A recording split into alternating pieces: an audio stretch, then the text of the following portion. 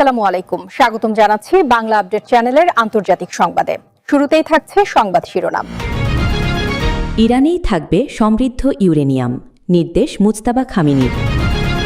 জ্বালানি সংকটে রাশিয়ার তেলের ওপর নিষেধাজ্ঞা শিথিল করল যুক্তরাজ্য। ফ্রান্সের ৫৮ বছর পুরনো ইউরেনিয়াম খনির ছাড়পত্র বাতিল করল নাইজার। ট্রাম্প নেতানিয়াহু ফোনালাপি ইরান যুদ্ধের ভবিষ্যৎ নিয়ে মতপার্থক্য।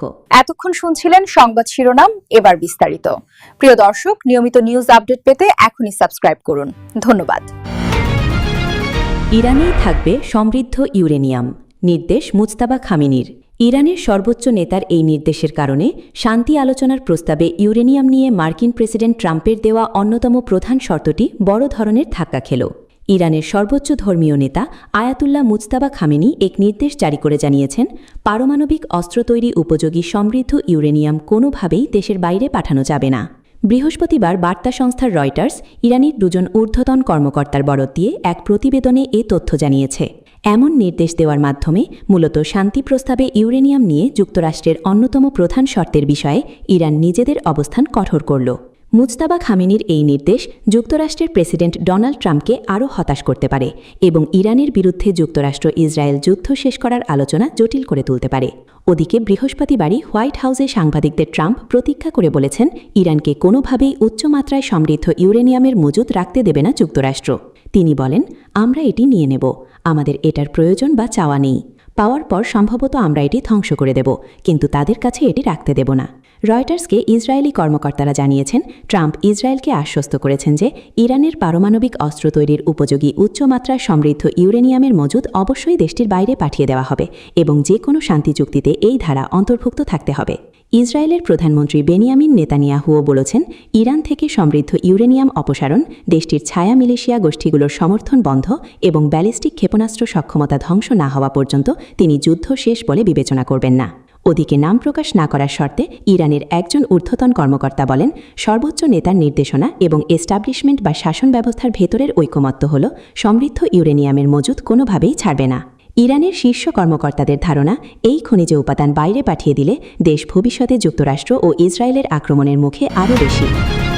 জ্বালানি সংকটে রাশিয়ার তেলের ওপর নিষেধাজ্ঞা শিথিল করল যুক্তরাজ্য। তৃতীয় কোনো দেশে পরিশোধিত রুশ ডিজেল ও উড়োজাহাজের জ্বালানির ওপর থেকে নিষেধাজ্ঞা শিথিল করেছে যুক্তরাজ্য। পশ্চিম এশিয়ায় যুদ্ধ পরিস্থিতি এবং হরমুজ প্রণালীতে অচলাবস্থার কারণে জ্বালানি তেল ও গ্যাস সরবরাহ নিয়ে উদ্বেগ এবং লাগাম ছাড়া মূল্যবৃদ্ধির মুখে রাশিয়ার অপরিশোধিত তেলের ওপর থেকে নিষেধাজ্ঞা শিথিল করেছে যুক্তরাজ্য। তবে সরাসরি রাশিয়া থেকে নয়, বিশেষ করে তৃতীয় কোনো দেশে পরিশোধিত রুশ ডিজেল ও উড়োজাহাজের জ্বালানির ওপর থেকে নিষেধাজ্ঞা শিথিল করা হয়েছে। রাশিয়ার তেল আমদানির এই অনুমোদন বুধবার থেকে কার্যকর করেছে যুক্তরাজ্য সরকার। তবে এটি শেষ হওয়ার মেয়াদ জানানো হয়নি। বলা হয়েছে, এটি পর্যায়ক্রমে পর্যালোচনা করা হবে।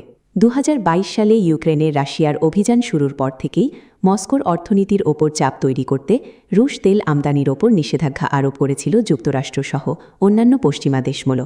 তবে ইরান যুদ্ধের কারণে তৈরি হওয়া বৈশ্বিক জ্বালানি সংকট এখন সেই অবস্থানকে নড়বড়ে করে দিচ্ছে। ইউক্রেনকে সমর্থন দিয়ে আসা যুক্তরাজ্য বলছে, রুশ তেলের ওপর নিষেধাজ্ঞা শিথিলের এই পদক্ষেপ মানেই নিষেধাজ্ঞা মওকুফ করা নয়। যুক্তরাজ্য জোর দিয়ে বলছে, সামগ্রিকভাবে রাশিয়ার বিরুদ্ধে নিষেধাজ্ঞা কঠোরই রয়েছে। কেবল জ্বালানি সরবরাহ নিরাপদ রাখতে অস্থায়ী পদক্ষেপ হিসাবে তেলের ওপর নিষেধাজ্ঞা শিথিল করা হয়েছে। দেশের অর্থনীতির স্বার্থে কিছু ক্ষেত্রে এই নমনীয়তা প্রয়োজন। ইউক্রেনের নিষেধাজ্ঞা বিষয়ক কমিশনার ভ্লাদিস্লাভ প্লাসিউক বলেছেন, যুক্তরাজ্যের এই সিদ্ধান্তের পেছনের যুক্তিটা তিনি বোঝেন, তবে এই সিদ্ধান্তের সঙ্গে তিনি একমত নন। সোশ্যাল মিডিয়ায় এক পোস্টে তিনি লেখেন, আমরা বিশেষ করে এই অস্থায়ী ছাড় নিয়ে উদ্বেগ, কারণ এই ছাড়ের কারণেও রাশিয়া তাদের যুদ্ধ চালানোর জন্য বাড়তি রাজস্ব পেতে পারে। ইউক্রেনে যুদ্ধের কারণে যুক্তরাজ্য রাশিয়ার ওপর অর্থনৈতিক চাপ বাড়াতে তৃতীয় কোনো দেশে পরিশোধিত রুশ তেল আমদানি নিষিদ্ধ করেছিল গত বছর অক্টোবরে। এখন তা শিথিল করার মধ্য দিয়ে যুক্তরাজ্য আগের কঠোর অবস্থান থেকে সরে এলো। মূল্যস্ফীতি ও জ্বালানি সংকট থেকে জনগণকে সুরক্ষা দেওয়া এবং উড়োজাহাজের জ্বালানির ঘাটতি এড়াতে যুক্তরাজ্য সরকার এ পদক্ষেপ নেবে। ফ্রান্সের ৫৮ বছর পুরনো ইউরেনিয়াম খনির ছাড়পত্র বাতিল করল নাইজার। নাইজারের এই পদক্ষেপ ফ্রান্সের পারমাণবিক জ্বালানি সরবরাহে সংকট তৈরি করতে পারে এবং সাহেল অঞ্চলের ভূ রাজনৈতিক সমীকরণ বদলে দিতে পারে বলে ধারণা করা হচ্ছে। খনিজ সম্পদের ওপর পূর্ণ সার্বভৌমত্ব প্রতিষ্ঠার পরিকল্পনার আওতায় নাইজারের সামরিক সরকার দেশটির উত্তরাঞ্চলের আর্লিট অঞ্চলে ফ্রান্সের মালিকানাধীন ৫৮ বছরের পুরনো একটি ইউরেনিয়াম খনির ইজারা বা ছাড়পত্র আনুষ্ঠানিকভাবে বাতিল করেছে। ফরাসি আণবিক শক্তি কমিশন ১৯৬৮ সালে আর্লিতে ইউরেনিয়াম আবিষ্কার করে। দীর্ঘদিন ধরেই এটি ফ্রান্সের পারমাণবিক বিদ্যুৎ কেন্দ্রের জ্বালানির প্রধান উৎস। ফ্রান্সের আণবিক শক্তি কমিশন ওই সময়ই এই খনির স্বত্ব পেয়েছিল, যা পরবর্তীতে ফরাসি পারমাণবিক জ্বালানি কোম্পানি ওরানো পরিচালনা করে এসেছে। খনিটিতে রয়্যালটি বা নির্দিষ্ট কর বকেয়া থাকা এবং নিয়ম না মানার অভিযোগে নাইজারের সামরিক সরকার মে মাসের মাঝামাঝি সময়ে এক ডিক্রির মাধ্যমে ওই ঐতিহাসিক চুক্তি বাতিল ঘোষণা করে। গত ১৮ মে নাইজারের সামরিক নেতা আব্দুর রাহমানে চিয়ানির সভাপতিত্বে অনুষ্ঠিত মন্ত্রিপরিষদের এক সভায় আর্লিট চুক্তির আনুষ্ঠানিক বিলুপ্তি ঘোষণা করা হয়। নাইজার সরকারের পক্ষ থেকে জানানো হয়েছে, ফরাসি কোম্পানি ওরানোকে একাধিক সতর্কবার্তা দেওয়ার পরও খনির সারফেস রয়্যালটি বা কর পরিশোধে তারা ব্যর্থ হয়েছে এবং নিয়মকানুন বারবার অমান্য করেছে। এর আগে ২০২৪ সালে নাইজার সরকার ফরাসি কোম্পানি ওরানোর আওতাধীন বিশাল ইমুরারেন ইউরেনিয়াম খনির পরিচালনা বা উত্তোলনের লাইসেন্স প্রত্যাহার করে নিয়েছিল। এবার তারা আর্লিট শহরের কাছের সোমাইর ইউরেনিয়াম খনি রাষ্ট্রীয়করণ করে নিজেদের নিয়ন্ত্রণে নিল। নাইজারের এমন সিদ্ধান্তে প্যারিস সহ বৈশ্বিক জ্বালানি বাজারে বড় ধরনের ধাক্কা লেগেছে। নাইজারের এই পদক্ষেপ ফ্রান্সের পারমাণবিক জ্বালানি সরবরাহে সংকট তৈরি করতে পারে এবং সাহেল অঞ্চলের ভূ রাজনৈতিক সমীকরণ বদলে দিতে পারে বলে ধারণা করা হচ্ছে। নিজেদের খনিজ সম্পদ সরাসরি বৈশ্বিক বাজারে বিক্রি এবং পূর্ণ নিয়ন্ত্রণ বজায় রাখতে নাইজার এখন নিজস্ব ইউরেনিয়াম কোম্পানি গঠন করছে। ধারণা করা হচ্ছে দেশটি রাশিয়ার মতো নতুন কৌশলগত অংশীদারদের সঙ্গে নতুন চুক্তিতে জড়াতে পারে। ট্রাম্প নেতানিয়াহু ফোনালাপি ইরান যুদ্ধের ভবিষ্যৎ নিয়ে মতপার্থক্য। ইসরায়েলি প্রধানমন্ত্রী নেতানিয়াহু ওয়াশিংটন তেহরান চলমান আলোচনায় হতাশ। তিনি চান ইরানের বিরুদ্ধে আরও আগ্রাসী দৃষ্টিভঙ্গি নিয়ে অগ্রসর হতে। ইসরায়েলি প্রধানমন্ত্রী বেনিয়ামিন নেতানিয়াহুর সঙ্গে মঙ্গলবার মার্কিন প্রেসিডেন্ট ডোনাল্ড ট্রাম্পের যে উত্তেজনাপূর্ণ কথাবার্তা হয়েছে, তাতে ইরান যুদ্ধ নিয়ে কিভাবে অগ্রসর হওয়া দরকার সে বিষয়ে দুই নেতার ভিন্ন ভিন্ন দৃষ্টিভঙ্গি প্রতিফলিত এক মার্কিন কর্মকর্তা সিএনএনকে জানিয়েছেন। সাম্প্রতিক সময়ে দুই নেতার মধ্যে এটাই প্রথম কথোপকথন নয়। এর আগে রোববারও তারা ফোনে কথা বলেছিলেন। সে সময় ট্রাম্প দিন কয়েকের মধ্যেই ইরানে নতুন হামলার দিকে যুক্তরাষ্ট্র অগ্রসর হচ্ছে বলে ইসরায়েলি প্রধানমন্ত্রীকে ইঙ্গিত দিয়েছিলেন, বলেছেন ওই কর্মকর্তা। ট্রাম্প যে ইরানে নতুন হামলার কথা বিবেচনা করছেন তা আগেই জানিয়েছিল সিএনএন।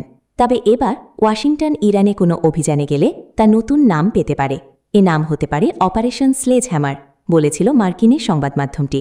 কিন্তু রোববারের ওই ফোনালাপের ২৪ ঘণ্টা পরেই ট্রাম্প ঘোষণা করেন তিনি কাতার, সৌদি আরব ও সংযুক্ত আরব আমিরাত সহ উপসাগরীয় মিত্রদের অনুরোধে ইরানে মঙ্গলবারের পরিকল্পিত হামলা স্থগিত করেছেন।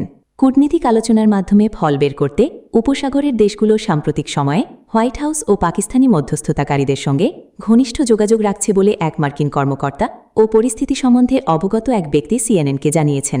ইরানে আমরা চূড়ান্ত পর্বে রয়েছি, দেখা যাক কি ঘটে। ইসরায়েলি প্রধানমন্ত্রী নেতানিয়াহু আবার ওয়াশিংটন তেহরান এ চলমান আলোচনায় হতাশ।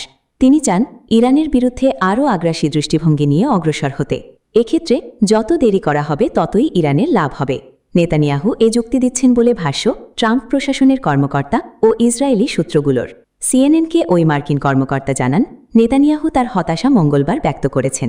ট্রাম্পকে বলেছেন হামলা পিছিয়ে দেওয়া ভুল হবে বলেই তিনি মনে করেন এবং মার্কিন প্রেসিডেন্টের উচিত পরিকল্পনা অনুযায়ী এগিয়ে যাওয়া।